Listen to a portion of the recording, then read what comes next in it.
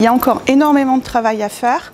D'abord parce que encore une grande majorité des femmes restent complètement dans le modèle dans lequel elles ont été éduquées.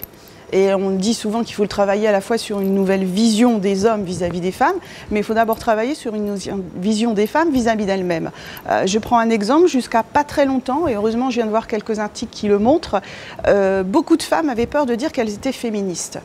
Parce que dans leur imaginaire, c'était le féminisme de nos... Alors attendez, moi c'était ma mère et ma grand-mère, vous peut-être vos arrière-grands-parents, mais c'était des militantes qui étaient déclinées comme, et en aucun cas elles étaient comme ça, mais qui en tout cas étaient contre les hommes. Pas un féminisme, mais des féminismes, dans lesquels aujourd'hui les femmes se reconnaissent. On est là maintenant...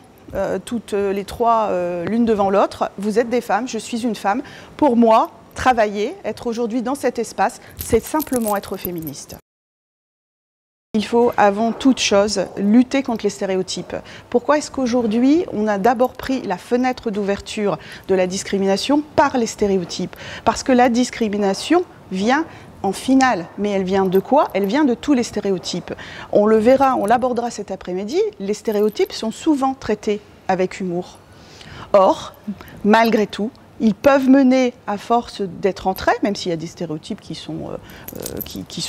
peuvent être réels et positifs, mais malheureusement, ils ne sont pas toujours employés dans des bons cas. Par exemple, je vous donne un exemple, une femme, automatiquement, va être considérée comme plus fragile lorsqu'elle a un poste de direction, qui pleurera plus facilement qu'un directeur qui saura rester calme, quelles que soient toutes les circonstances. C'est quelque chose où on a parfois l'impression que c'est inusité. Non, c'est encore aujourd'hui. Nous, toute génération, ne luttera pas contre les stéréotypes, même ce qui nous paraît le plus bénin. Je vais vous donner un exemple concret qui m'avait marqué, moi, quand je suis rentrée dans le cadre d'un CIDF.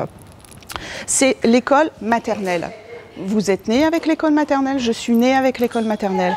Jamais, jusqu'à ce que je le travaille, je n'avais pu imaginer qu'en effet, l'école maternelle, l'école de la maman. Où sont les pères?